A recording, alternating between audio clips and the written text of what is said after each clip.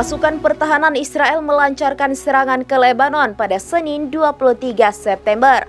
Namun di antara serangan tersebut, sebuah rudal Israel gagal meledak. Kondisi tersebut membuat Israel gagal membunuh komandan senior Hizbullah.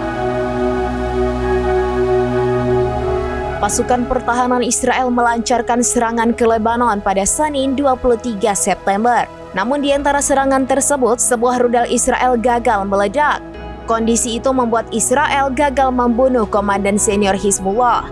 Dikutip dari Tribunnews.com, IDF sempat mengklaim membunuh seorang komandan senior Hizbullah di pinggiran selatan Beirut. Adapun komandan senior Hizbullah yang disebut tewas dalam serangan IDF adalah Haj Ali Karaki. Namun Hizbullah membantah klaim IDF pada Selasa 24 September. Militan Lebanon mengatakan Ali Karaki masih hidup dan sehat. Bahkan komandan senior Hizbullah disebut berhasil dipindahkan ke tempat yang aman. Al-Mayadeen melaporkan Israel menargetkan sebuah gedung di pinggiran selatan Beirut. Seorang koresponden Al-Mayadeen menyebut IDF menghantam gedung tersebut dengan 4 rudal.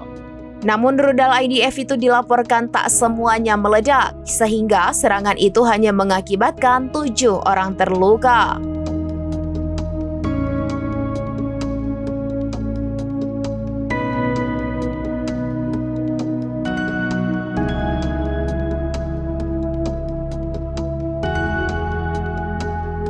Demikian informasi terkini, Syederalun. Saksikan terus informasi lainnya. Jangan lupa like dan share seluruh akun serabinews.com.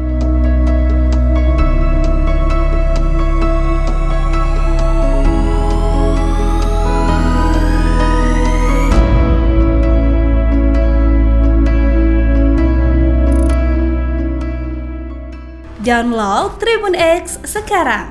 Menghadirkan lokal menjadi Indonesia.